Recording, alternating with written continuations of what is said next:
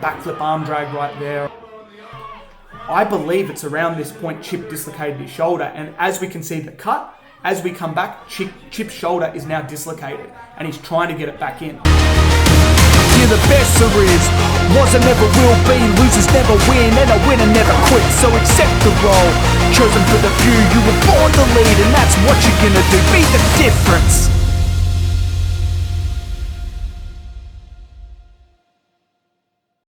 This match right here is from TWE, Total Wrestling Entertainment. It was my 114th match in 2006. So it just shows you, I, at a very young age, had a lot of matches. I reckon I would probably be 20 years old around here. And it would have been probably mid 2006. This match happened. It was in Thornbury, and as you can see there, I'm wrestling a guy called Chip, a very well-known early 2000s Victorian wrestler, and someone familiar who is managing him, Tennille Dashwood, WWE's Emma. At this point in time, she was wrestling and managing as the name Tilly, I believe. I know she had a couple of name changes, but you know her as Tennille Dashwood.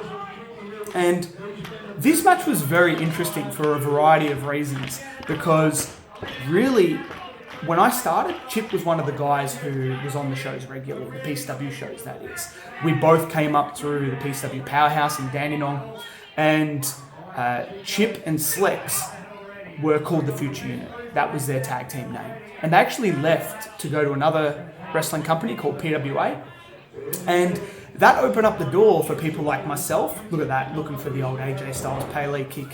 It just shows you AJ's been at it for a long time, and he's been on top for a long time as well. Even back then, I'm kind of looking up to AJ quite a bit. But yeah, look, where the Future Unit went over to take over PWA, the Toucher class took over PCW. And we kind of gained that Future Unit reputation at PCW, and people often would compare Chip to Trikki and Swagger to Slex. Really nice dive on that one as well, I hit there.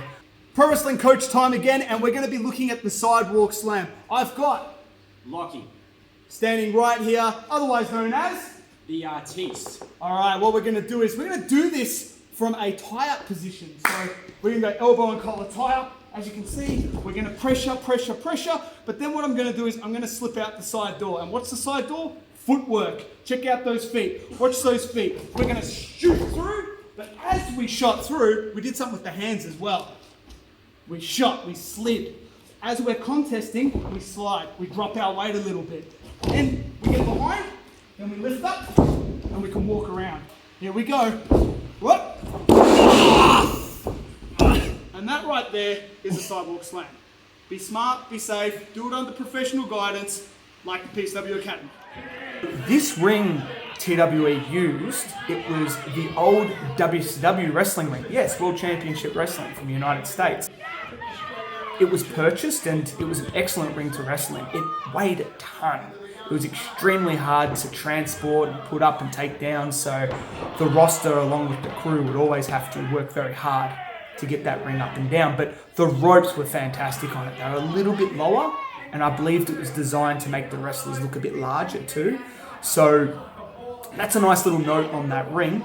But basically what we're seeing here at this point in time in the early,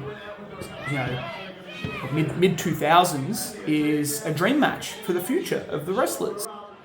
Where Swagger would go on to have matches with Slex, I'd go on to be having a match with Chip. And unfortunately for Chip, I think he's one of those guys who, he never reached his full potential. He was never allowed to reach his full potential either, because he suffered major shoulder injuries. And he was a very, very talented guy, not just at wrestling, but also Australian rules football. But as you can see here, his shoulder's strapped up. And later in the match, and I believe they edited it out of this footage I've got on Trikki Tube, but he does dislocate his shoulder in this contest. And that's the first time I think I've ever been in the ring with someone who'd been injured, and knowing how to handle it on the fly, I definitely learnt something that night. As you can see here, we're very evenly matched in terms of weight and in terms of style. Stylistically, this was one of the easiest matches I've had because I knew I was kind of getting into a ring with someone who's a taller version of me, really. And he hit about as hard as I hit, and skill levels were definitely on par. I mean, there was obviously an argument that when it came to the audience, Trikki was better. When it came to the wrestling, Chip was better. But the bottom line is, we matched up perfectly. And the hardest thing we had is neither of us was particularly at the time a bad guy. We were both very good wrestlers. The backflip arm drag right there, I believe it's around this point Chip dislocated his shoulder, and as we can see the cut, as we come back, Chip's shoulder is now dislocated, and he's trying to get it back in. So naturally the next move I do is the code red, right? The poor guy, his shoulder's out, and he's bracing for this code red with the hopes that when he lands, his shoulder pops back in. So right now, I'm not sure, I'm hurt as well because we're having a very high cardio match here. We're both very puffed out, but he's actually hurt because his shoulder has come out and gone back in.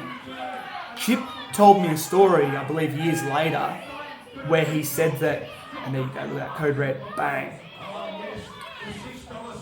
Chip told me a story years later where he said sometimes he would wake up in the morning and his shoulder would be out.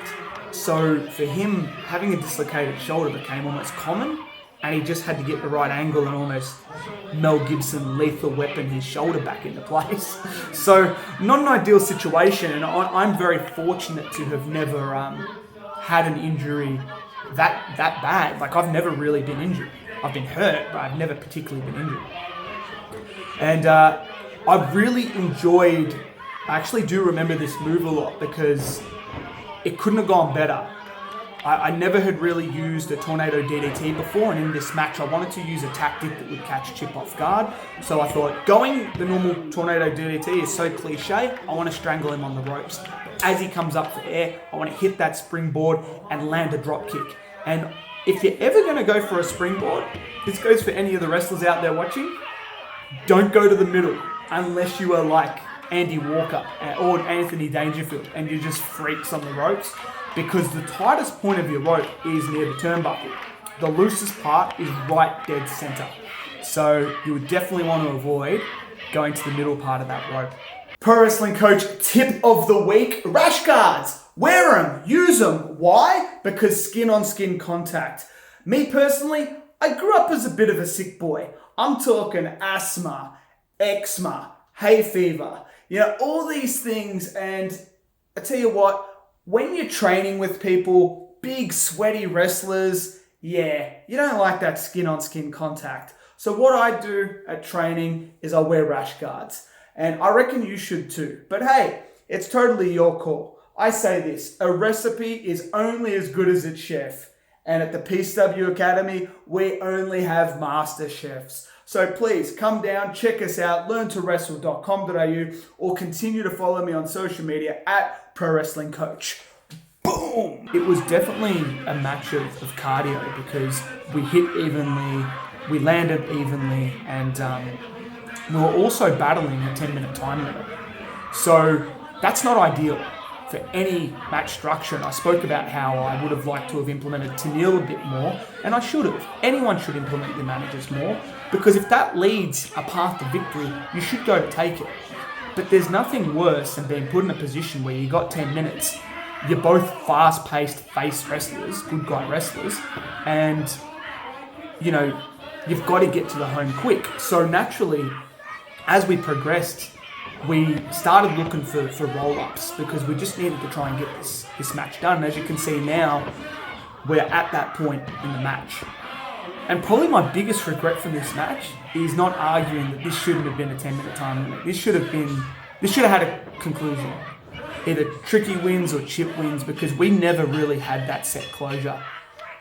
And time has now expired. So as soon as we were trying to reaching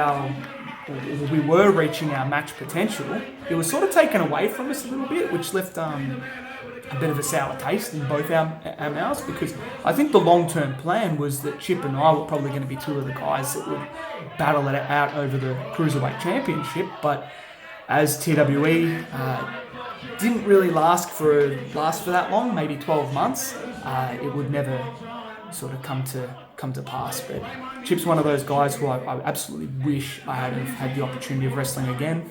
And the only thing I can hold on to as a victory is I'm still going and Chip isn't, but that's not his fault. His shoulder let him down, and that was a fun match. It was just action-packed, and thank you, Chip, for that match. I hope I enjoyed watching it back, and I hope you learned something out there as well. Be the difference. LearnToWrestle.com.au @ProWrestlingCoach. This is Trikki.